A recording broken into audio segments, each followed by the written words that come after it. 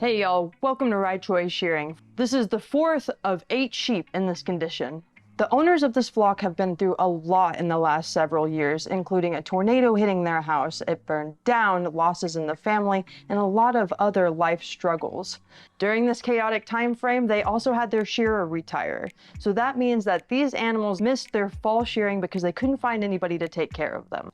They did the diligent thing and got onto our list. When I arrived, I anticipated it was going to be 3-minute shearings, and it turned out being 3 to 5 times that on every sheep. We were out there for about 4 hours and removed over 170 pounds of mat. I had to stay focused on what I was doing because I needed to beat the heat and get these sheep on their feet. I definitely had my work cut out for me in this job, but I had sharp gear, no fear, so let's see what it took to get out there and shear.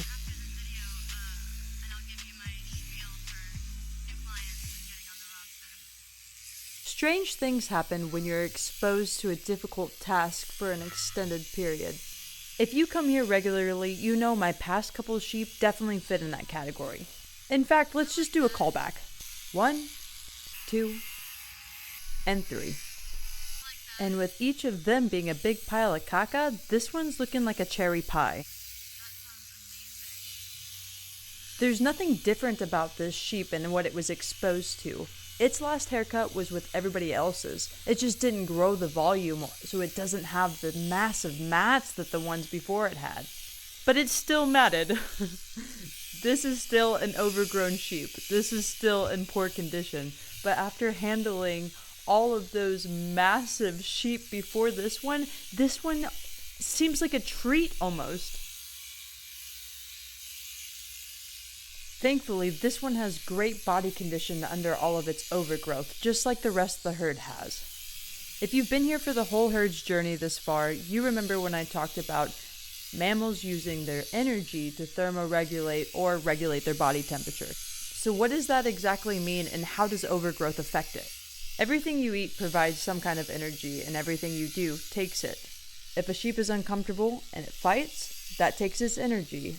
Then it takes mine. When he's done with his turn in the chair, he goes back out to the pasture.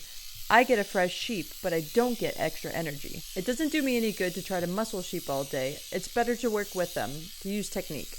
Then we all get out of here calmer and with more energy in our reserves. If we need that energy to do anything, like breathe or move or eat, then it's arguably our most precious resource. An overgrown sheep needs more energy just so that its body can function and stay cool.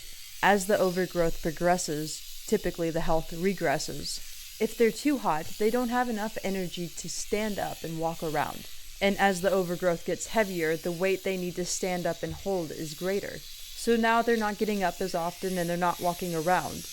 They're not eating as much or consuming the right amount of water. Since they're no longer putting enough energy into the body, the system starts looking for it in other places, like their muscles and their fat. Restricted from the weight, drained by the energy loss, and unable to consume the correct amount of nutrients, these animals often become very thin. On breeds that only require shearing once a year, it often takes several years for it to get this bad in matting. Many owners don't realize that an overgrown sheep needs more feed or how thin the animal is underneath all of that. That makes this a breath of fresh air that the animals are in good condition under all their matting. Just 3 minutes into shearing and we're on to the last side of this matted sheep. My vivid memory of this sheep is how easy it was shearing, and I find that humorous because this is not a simple sheep to tackle. But after you've spent the last 45 minutes mentally beating yourself up for all the challenges, this is a breath of fresh air. This is the only sheep that has even come close to a normal timing. I know she hasn't been happy about every part of this, but overall she's been excellent. The weight of her overgrown fibers still pulls on the skin and causes a tension wrinkle, but this is easier than shearing a fine wool sheep. But when I think about it, that may be because this has been my task all day.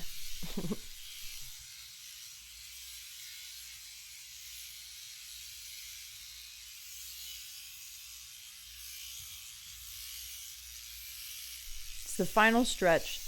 Last couple of blows, and I really feel like I've gained some confidence back on this sheep, and I'm gonna need it because we're not even halfway through.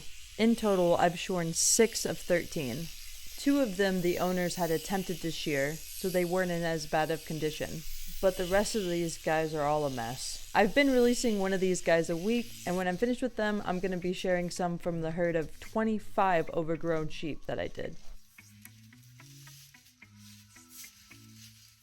Wow, that is an enormous cape.